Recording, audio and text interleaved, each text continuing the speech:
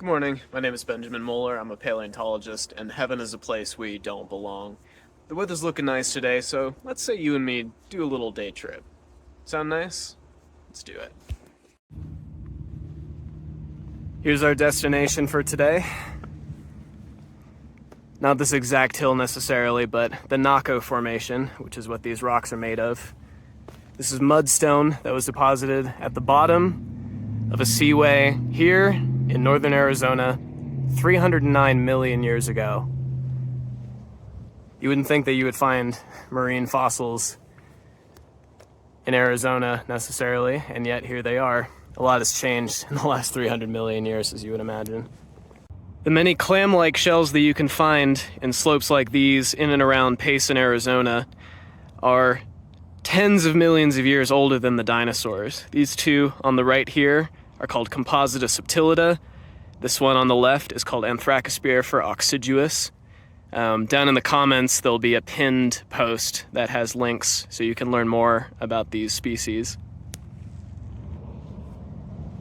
Now, I talk about this sometimes on streams, but when I do these expedition videos where I'm going out and looking for fossils, I'm sure you're aware that there are lots of things that I can't necessarily show and tell. The limitations based off of who I'm with, what I'm doing the particular work for, and the location of the actual fossils is usually something that I have to conceal. So there's a lot of considerations to what I can and cannot say and what I do and do not do. But today, it's just you and me.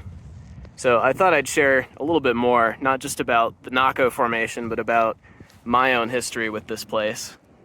I did my first expedition out here with my father 15 years ago. And that was at a time when I was hurting a lot. I had been given an opportunity to earn some college money in Hollywood. I thought I was going to go there to play a game, and I learned that the game was actually being played with me instead, and I didn't realize that until it was too late, unfortunately. And it's entirely possible that if things had gone a different way, that would have been the end of my involvement in paleontology, just totally burned out and not willing to keep going.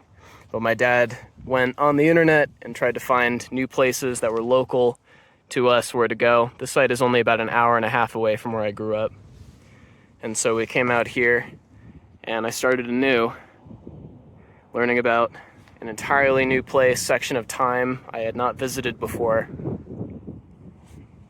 And I kept going, and here I am. This one's a nice Anthracospirifer. They don't always preserve super well in all three dimensions. There he is. I like to orient them this way so it looks like they're smiling. There's a perfect little baby Composita right there, perfectly eroded out. Because these are invertebrates and we're working on public land, these are all legal to collect. So if you've got a young person in your life who likes fossils, or even an old person who likes fossils, or even just someone who needs an afternoon to go do something new, I recommend it. This is a cute one. These are called Derbia. I haven't covered this genus yet for my Fossil Friday posts, but I will soon, possibly by the time this video goes public on YouTube.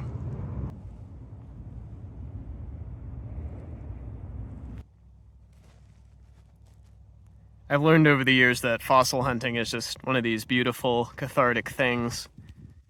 It can take your mind off of the world and your stresses and pains, even if it's the fossil hunting itself, and more particularly professional paleontology, that causes a lot of my distress in the first place. Because this is just between me and the fossils. It's a way to appreciate nature, how much we still have and how much is lost, how much we know, how much we have to learn, and how much we will never know. The years went on and, I did my best to make sure that other people could benefit from the knowledge that places like these can bring.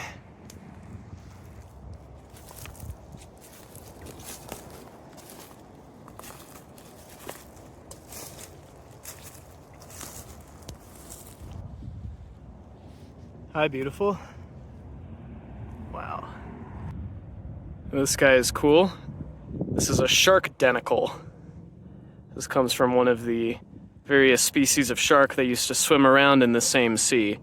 Now, I'm not 100% sure which one it is. I have an idea, but just in case I'm wrong, I'm not going to say it out loud. Here's some agatized composita. Same species as before, but they've got this really interesting, beautiful red coloration to them.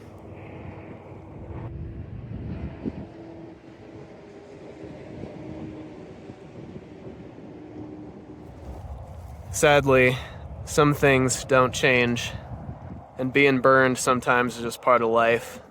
And unfortunately, I found myself in that position yet again earlier this year. As much as I wish I could say what had happened and who had chosen to make things difficult and painful, not just for myself, but for others that I care about, but I simply can't. It's just not the type of luxury that someone in my stage of career can afford. We want to believe that we can speak out when stuff like this happens, but the reality is that even though I don't believe what was done was justified, when you acknowledge it or attempt to speak out or retaliate, not only do you justify what was done in the minds of people like this, but you also justify making things even worse. So in the interest of peace, I have to keep things somewhat to myself. Funny thing is, I was told a week or two after the news had broken that, hey, you're handling things really well, I think. But the thing is, I've never had the choice to do anything but handle things well. I got started in paleontology so young, and that was a privilege, but part of it was having to accept that doing adult things and being treated like a small adult means giving up the ability to lash out when you're angry. And as much as there have been times in my life where I have wanted to scream and burn everything down,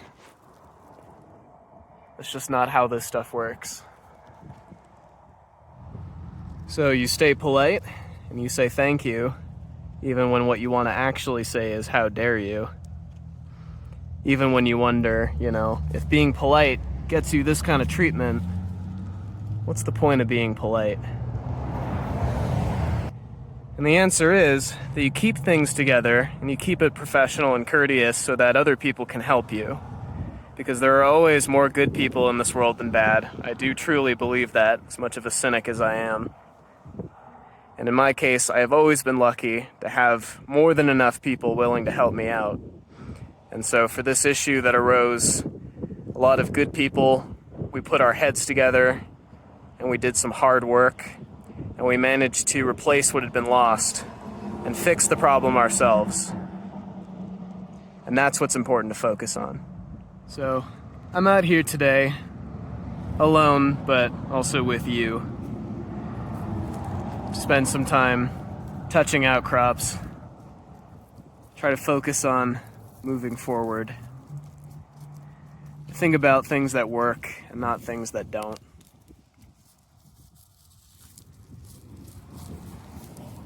Remind myself why I do this in the first place. Fundamentally, if paleontology was this thing that only hurt me, I wouldn't be able to do something like this. To go back out and remind myself why I do this.